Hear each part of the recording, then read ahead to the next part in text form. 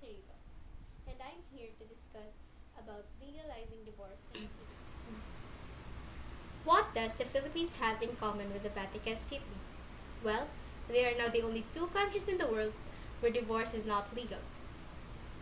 In the Filipino culture, marriage is regarded as sacred. Furthermore, it is the joining of two people in a bond that putatively lasts until death. As the saying goes, till death do us part. But, in practice, is increasingly cut short by separation.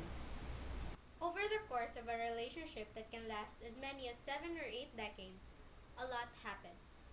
Personalities change, bodies age, and romantic love waxes and wanes. Therefore, no marriage is free of conflict. If a marriage is not working anymore, and if it only leads to fighting, hence it is possible for legal separation for any of the partners. This process is undergone legally and has the approval of the court. Under Philippine law, two people wishing to have an end on their marriage have limited options. First is, they can file for legal separation, which may allow them to separate their possessions and live apart, but does not legally end a marital union and does not permit remarriage. Or they can get an annulment, which in the Philippines is a lengthy and expensive court proceeding.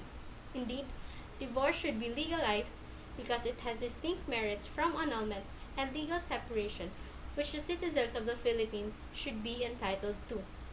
The imposition of the divorce law in the Philippines has been the most controversial debate and social issue for a prolonged period of time. Although to say that divorce does not exist in the present Philippine law is not accurate.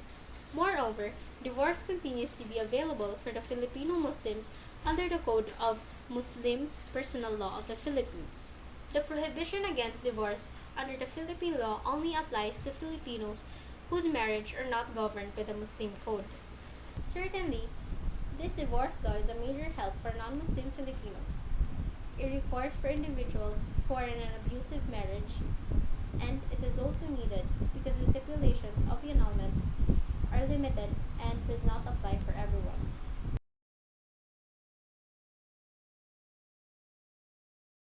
Krizza, who has been married for almost 2 decades, endured physical and verbal abuse for the whole duration of their marriage. She tried to make their marriage work for the sake of her children, but even her children wants her safe, away from their father. She filed a complaint against her husband for the violation of anti-violence against women and children law. That's the most she could do because she could not afford an annulment.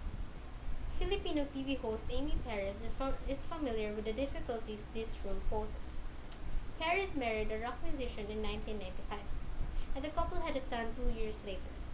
But within a year of his birth, Perez's husband had left her with their baby and gone to live abroad. Perez filed for an annulment in 2000 and was denied.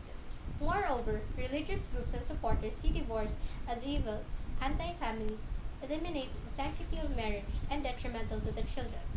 In addition, Senator Manny Pacquiao, who is vocal about his Christianity, is against the divorce bill because it disrespects the Word of God.